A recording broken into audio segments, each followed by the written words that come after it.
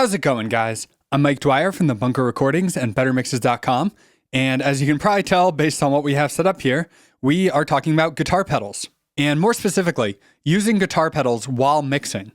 So first off, why would you want to use guitar pedals while mixing? And there's a couple potential reasons here. One is just if you happen to own a guitar pedal that has a certain sound that you can't get in the box. And this has nothing to do with outboard versus in the box or analog versus digital, nothing like that. But just the sounds of some guitar pedals, there aren't necessarily an equivalent inside the computer. For instance, I really love the sound of this TC Electronic Third Dimension chorus. It's basically a copy of the Boss Dimension C pedal, which is basically a copy of the Roland Dimension D chorus.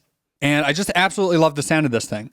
I know UAD makes a plugin of the Dimension D, but I'm not a UAD user, so I don't have that. And I'm not aware of any other company that makes it. There's probably one out there. But sometimes I just want the sound of this thing. But then the other reason to use guitar pedals while mixing is just for creative purposes. A lot of the time, just putting some different tools in front of you will kind of force you to get creative and come up with some cool sounds that you might not have done otherwise. Not to mention, using guitar pedals lets you get hands-on. It lets you twist knobs in real time and, just mess with stuff. Yes, of course you can automate plugins, but sometimes just doing it with your hands on real knobs can make a big difference. But anyway, let's get into some audio examples that will hopefully give you some ideas of how you could do this in your mixes. And just real quick for the setup on this, I'm coming out of one of the line outputs on my interface into a reamp box, and you could skip the reamp box if you don't have one. You will probably get a noisier, less clean signal, but that may or may not matter. And then I'm going through all the pedals here and into a DI box going back into the computer. So for this first example, I'm sending my drum room mics out into the pedals. So let's see what we can do. All right, so that's the dry signal without any of the pedals on. So first, let's turn on our first pedal here, which is the TC Electronic Force Field Compressor. And let's see what we can do with that.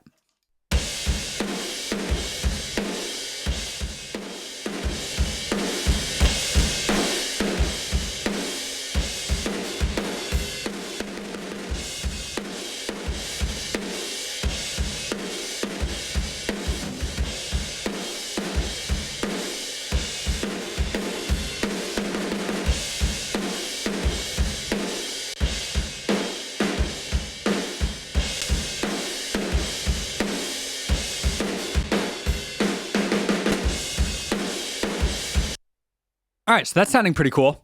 And again, obviously I've got like a billion compressor plugins inside the computer, but this one's got a cool flavor to it. So from there, let's move on to this source audio EQ and see what we can do.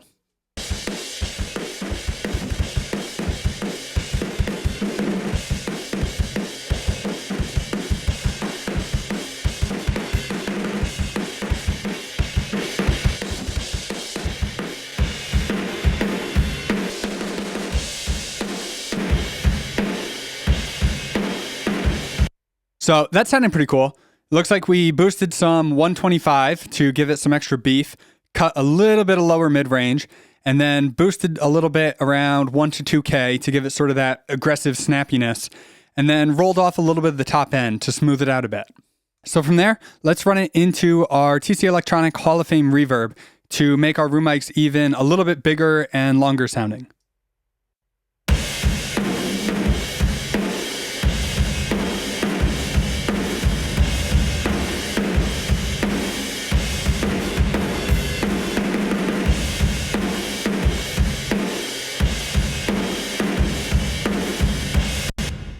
All right, so let's take a look at our drum mics without our guitar pedal track, and then we'll slowly bring this in.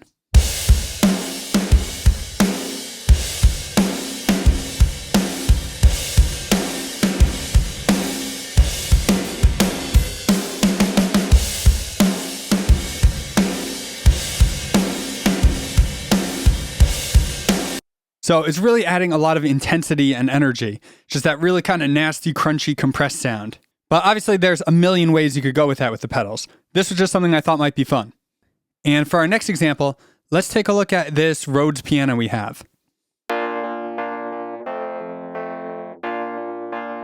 So it sounds nice, but there's no way that this is going to cut through this mix. So let's run it out to our pedals and see what we can do with it. All right, so for this one, let's start with this pedal here.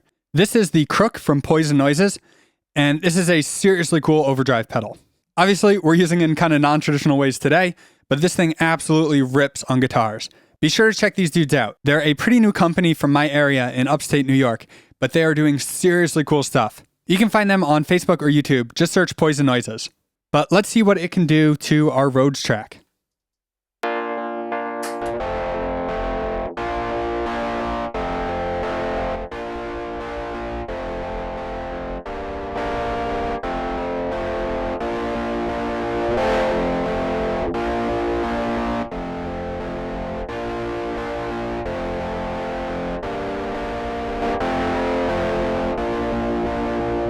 All right, so that's sounding pretty cool.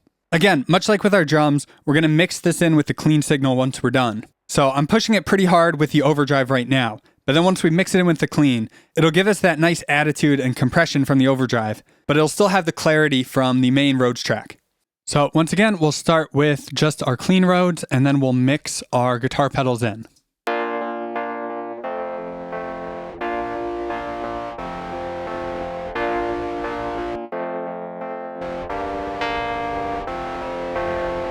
Again, that'll really help it cut through the mix more and give it quite a bit more attitude. And let's try that same setup on bass now. So here's our bass DI.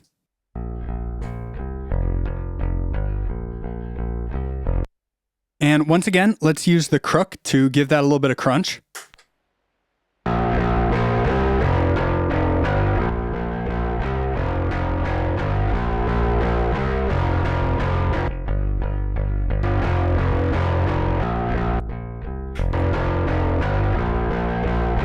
And that's giving us a pretty ferocious bass tone.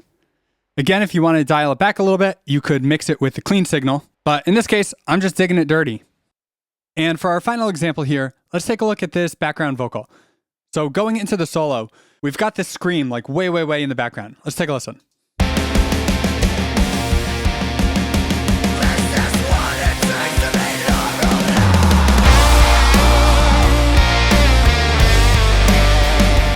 So that sounds cool like that, but let's see if we can make it crunchier and a little bit weirder.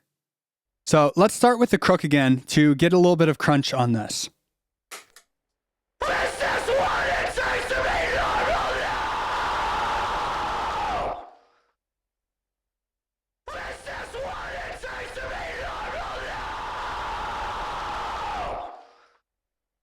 Okay, that's sounding pretty good.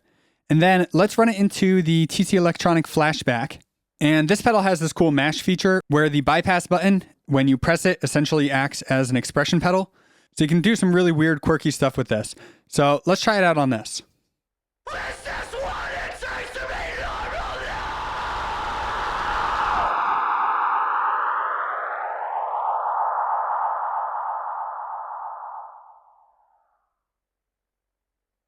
So yeah, that was pretty cool. I think that super crunchy, feedbacky, throw delay kind of thing could work really well going into that solo. But hopefully this video gave you some ideas and maybe inspired you a little bit to bust your guitar pedals out and plug them in while mixing. Because like I said, it can really get your creative juices flowing and get you some cool sounds that you never would have done otherwise. But anyway, if you did like this video, be sure to leave a thumbs up and subscribe. And head on over to bettermixes.com to grab a free copy of my Ultimate EQ cheat sheet.